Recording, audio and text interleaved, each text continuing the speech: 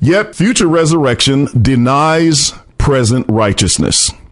Since resurrection is the awakening to righteousness, if it were yet future and not already realized, we could not be righteous until the resurrection occurred. We have to understand that.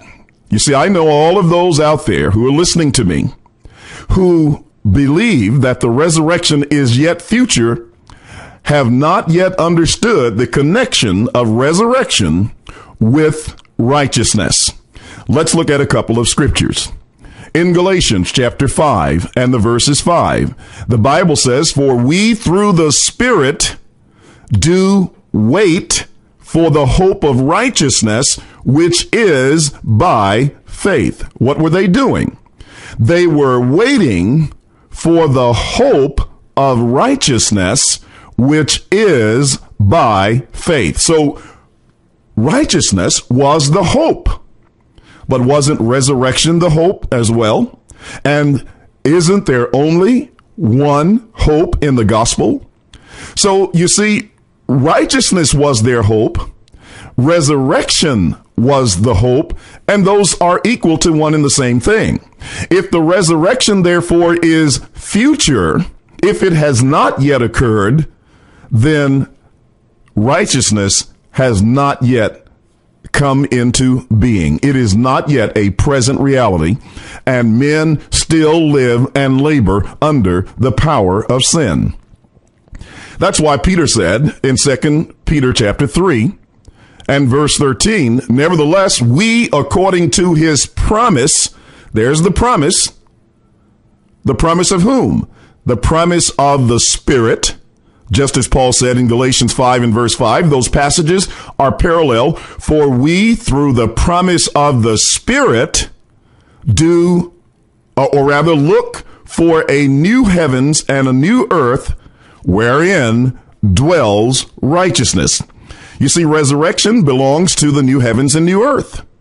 And if we do not have the new heavens and new earth, if it is still future, if resurrection is still future, then where's the righteousness that is found within the new heavens and the new earth? David said, "I will be satisfied when I awake in your righteousness, when I awake in your likeness." And so to awake or rise from the dead is to arise into the righteousness of Christ.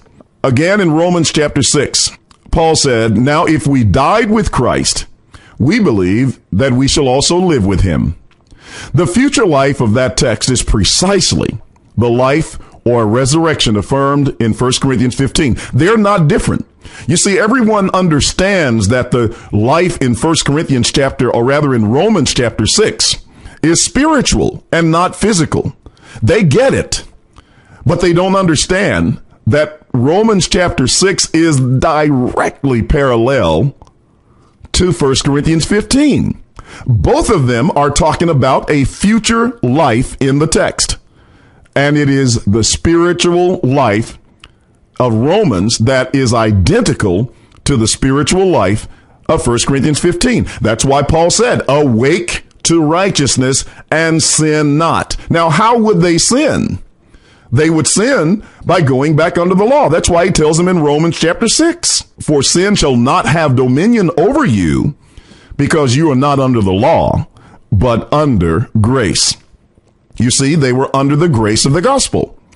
It is no more physical than the death that the saints died with Christ. It is all about leaving a body of sin and entering a body of righteousness where they yield their lives to righteousness. Sin cannot reign and dominate their lives anymore because they are no longer under the law. Also, notice the following verses in Romans chapter 6, verses 13 through 19, and you will see where Paul is simply talking about yielding up their members and their lives to righteousness as opposed to living in sin. You see, resurrection is all about living within the state and practicing righteousness.